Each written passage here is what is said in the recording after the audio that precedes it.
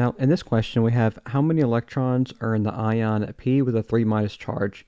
And this P right here is phosphorus, and if we go to the periodic table, we're going to find this. We got P, and then we got a 15 up top, and then we got this 30.974 on the bottom. And so this is what it looks like on the periodic table. And what we need to do is, we want to know how many electrons are in this P right here.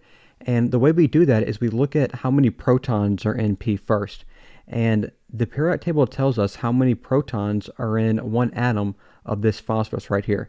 And that's going to be the atomic number, or the Z number, and that's going to be right here. It's going to be this 15.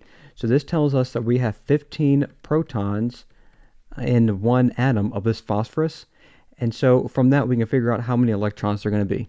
And what we'll do is, if we say that we have 15 protons and we subtract the number of electrons, we're going to get the overall charge of this. And because there's a 3 minus right here, the charge is 3 minus, I'm going to put a -3 on the bottom here. And so now I can solve this problem right here and figure out how many electrons I need to get right here. And when I set this problem up like this, I need to make sure that when I go to subtract these two, that I'm making sure that the protons are the positive charge and the electrons are going to be the negative charge. So if this atom was neutral, let's just pretend this is neutral for a second. If I have 15 protons and then I have 15 electrons like this, when I go to subtract these two, I'm going to get 0 here. And that means I'm going to have 0 for a charge for this P, but I don't have a 3 minus. And so if this thing is going to be neutral, I need 15 electrons. And in order to get this 3 right here, I'm going to need 18 electrons. So I need 18 electrons in here to get this -3 here. Now, it's important to know that, like, you don't want to put the electrons up top and the protons on the bottom, because you can always subtract these and you can get a positive or a negative number here.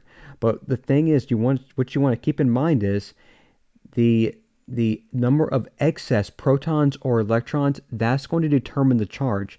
So if I have an excess amount of protons, like more protons than of electrons, I'm going to have a positive charge. If I have more electrons than of protons, I'm going to have a negative charge. And the number of excess of protons or electrons determines if that charge will be positive or negative. And so I need to get a -3 here. So I need to have 3 more electrons than of protons. And that's why I have this -3 here. So the answer for how many electrons are in this phosphorus right here with the 3 minus charge, it's going to be 18 electrons. 15 electrons gets me to a neutral, and then I need to get 3 more, so I have to add 3 more to get 18. So I have 18 electrons. It's going to be this answer right in here.